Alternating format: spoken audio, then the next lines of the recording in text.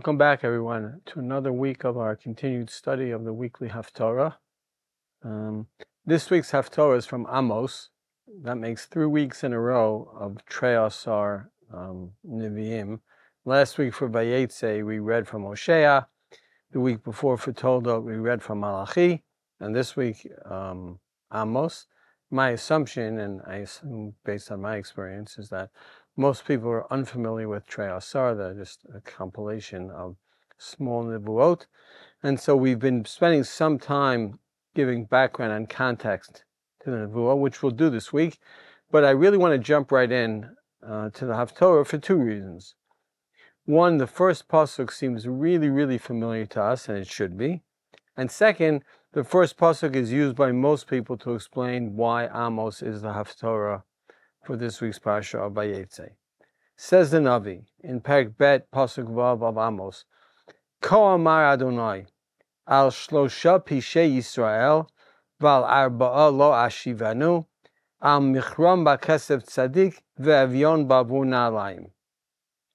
So the pasuk should sound familiar to us, and it does, and it is, mostly from the Gemara at the end of Yuma, quoted by the Rambam in Perek Gimel Halacha Hey of Hilchos Tshuva. Says the Rambam that God, when He judges an individual, starts from his third sin.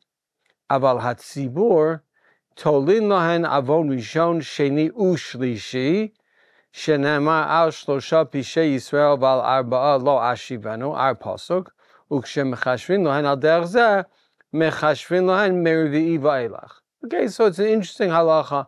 It shows God's mercy, God's rachamim for us, that He chooses to judge us. He basically gives us 3 freebies, and then He judges us from the 4th one and on. That's one important point for the pasuk. But it turns out that the pasuk of Kol ma Hashem al shosha b'shei Yisrael val arba'a lo ashivenu, it's not just that it's not the first time that it's mentioned in Amos, and we're at the beginning of Perek Bet, it's the 7th time. Every single time, with respect to every Gentile nation, Kol Hashem al shosha pishei Damasek val arba'a lo ashivenu, Kol Hashem al shosha pishei Azah val arba'a lo ashivenu, Kol Hashem al shosha pishei Tzor val, etc., etc. It's not just something unique that HaKadosh Baruch Hu does for us, that He judges us only from the 4th sin. The feeling you get, because the pasuk keeps repeating, is that He does it for everyone. It's a greatness that God does for everyone. Now, Moreno Rav Meidan had sort of a different suggestion. He suggests that the Shloshan Arba'ah is not individual sins, but it's generations. So, for example, in Aseres Hadibros and Shmos, when the Torah says, Lo tishtach v'lohem v'lo savdeim, Ki anochi Adonai Elohecha el kana poked avon avos al banim al shileishim va'al ribeim l'sonai. On the 3rd generation, on the 4th generation. And God, at the end of Bris Ben Absarim, says to Abraham, Vido rivi'i yashu heina ki lo shalem avon ha'moi ad heina, right? Only the 4th generation will come back to Eretz Yisrael, because the Emori's sin is not filled till then. Now, the Emorim were bad people. They were corrupt people. But it sounds like, at least, this idea that God is giving them a second chance and God's not going to punish them until it's the 4th generation. Okay.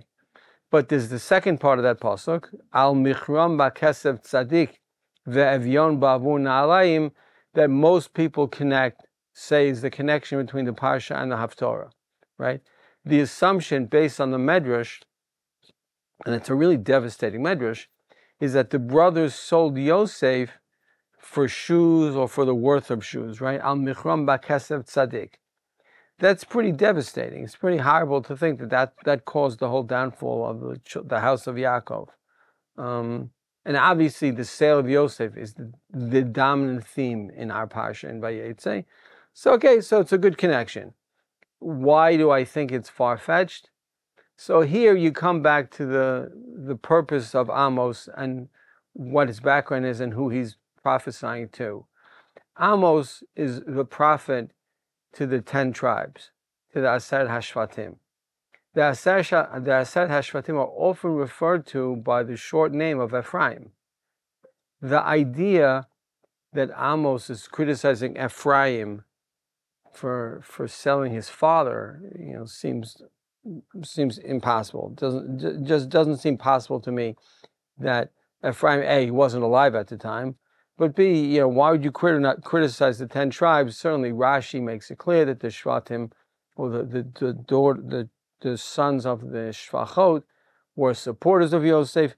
I personally don't think that makes so much sense.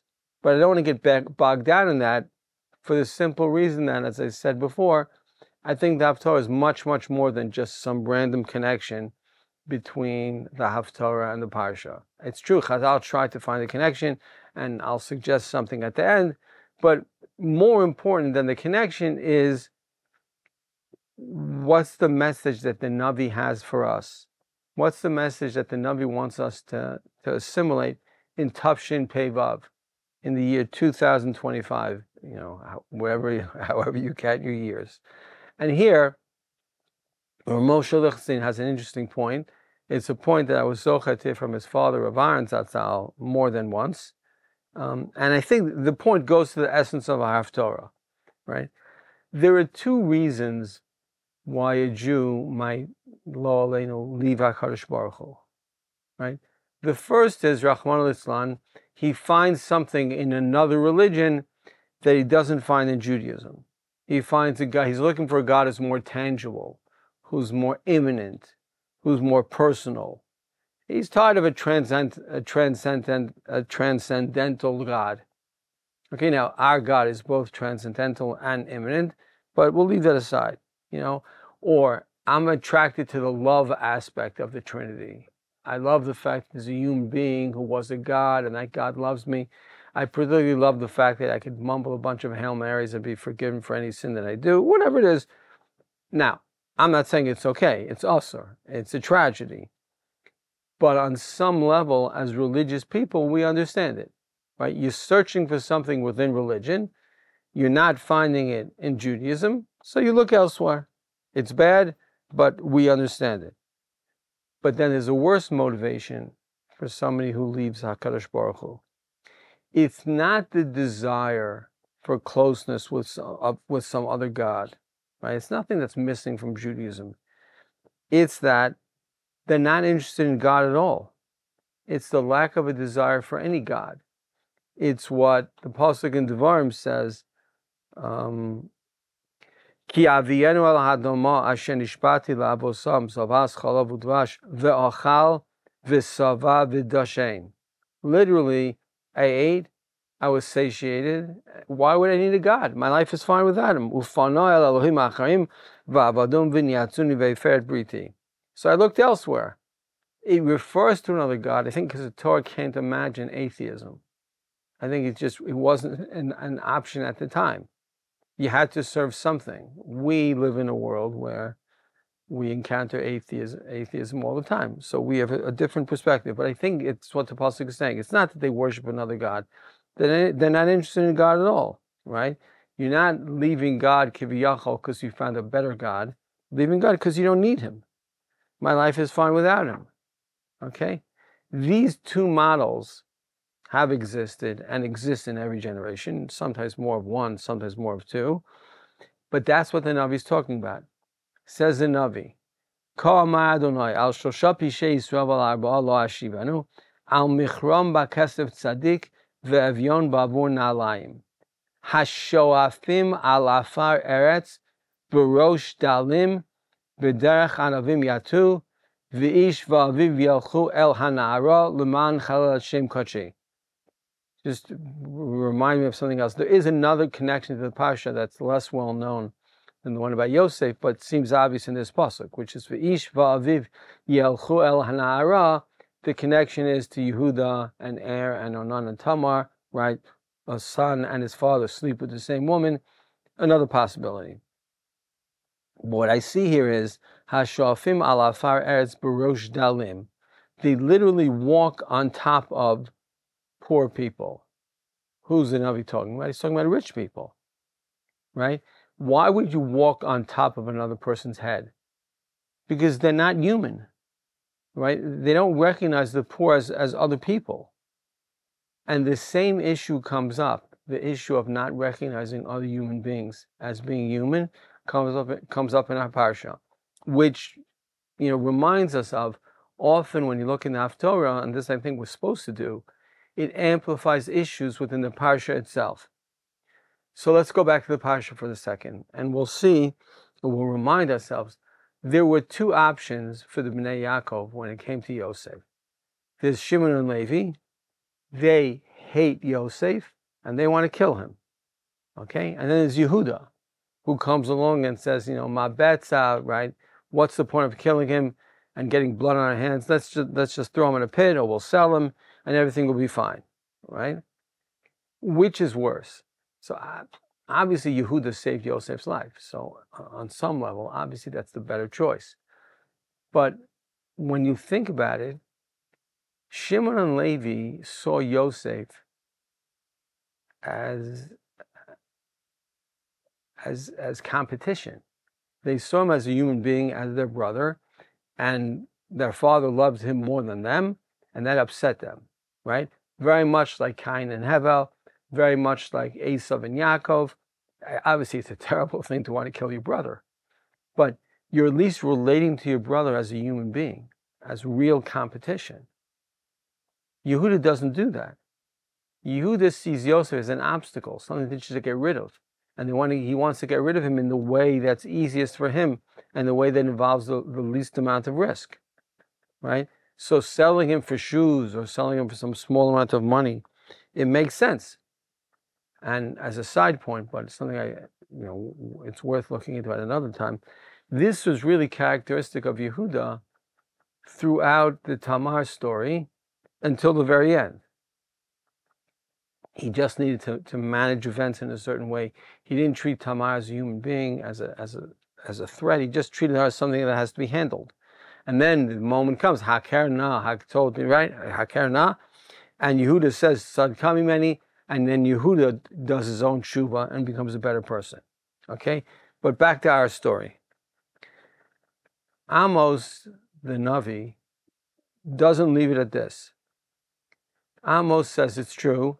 There's a failure of Beinam L'Chavero, but there's also a failure of Beinam L'Makom.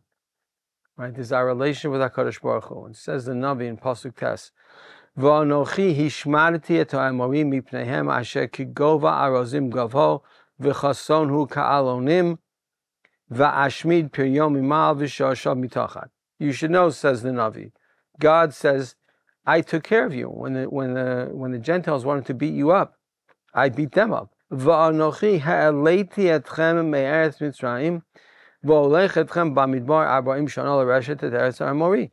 God says, and I took you out of Mitzrayim, and I took care of you for 40 years in the Midbar, and I cared for you, and I want a relationship with you. And then the Navi says, Va'akim mibnechem l'neviim u'mibachu echem l'nizirim, right? I brought your children to be on a higher level. Some of them were Nevi'im, they were prophets. Some of them were Nazirim. We don't really have time to go into the Nazir part of it. Ha'af ein zot b'nei Yisrael num Hashem. Isn't this enough? God deserves and demands a closer relationship with us. God says, I've done so much for you. It's not just that you're disrespectful of poor people. You're disrespectful of Nevi'im. And Nevi'im, I think, here's the main point of the Haftarah. A Navi is somebody who serves as a bridge between Am Yisrael and HaKadosh Baruch Hu. When HaKadosh Baruch Hu has some point to make to us, he sends it through a Navi. And if you go on in the Haftarah, the Navi says, V'anochi hishmarti et ha'emorim mipneihem asher kikova arazim gavho. I read this, sorry. Okay. V'akim b'bnechem l'neviim v'achuichem l'nezirim af ein zot b'nei Yisrael num Hashem. The purpose of Nevuah is to communicate with us. I often think, if I was ever zocheh in my life to meet a Navi, I'd be much less interested in his particular message from God, and much more interested in why it is that God chose him, and what it's like to communicate with HaKadosh Baruch Hu. The specifics of a particular prophecy are much less interesting to me.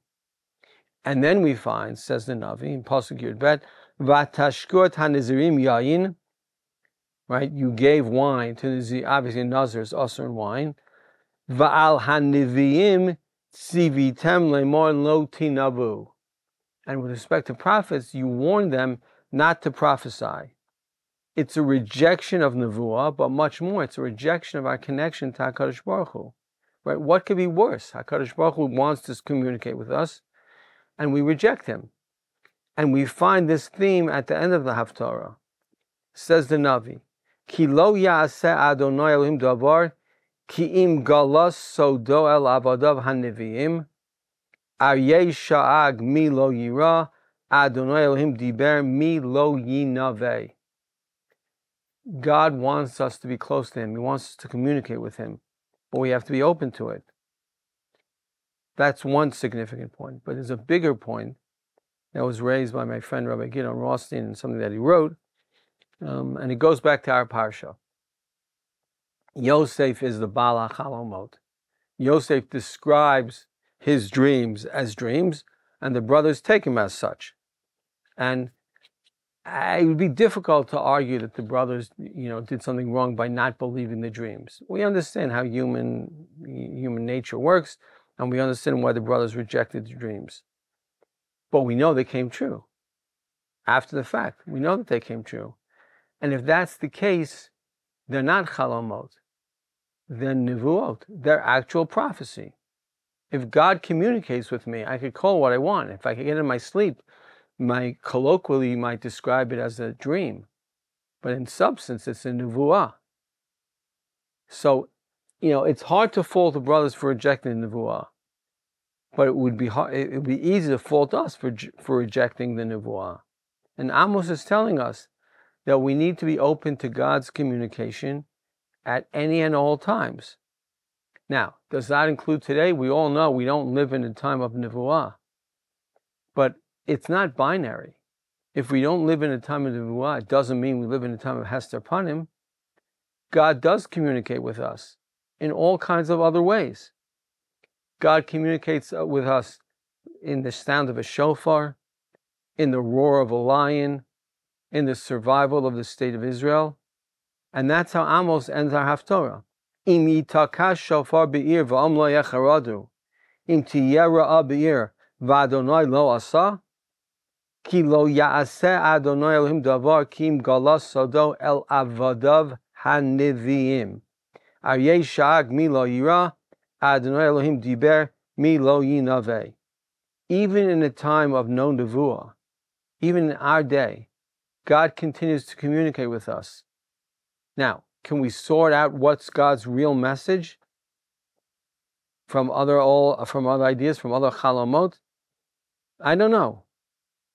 What I do know for sure is that Amos believes that we have to try. So let's try. Shabbat Shalom, and have a great, great week.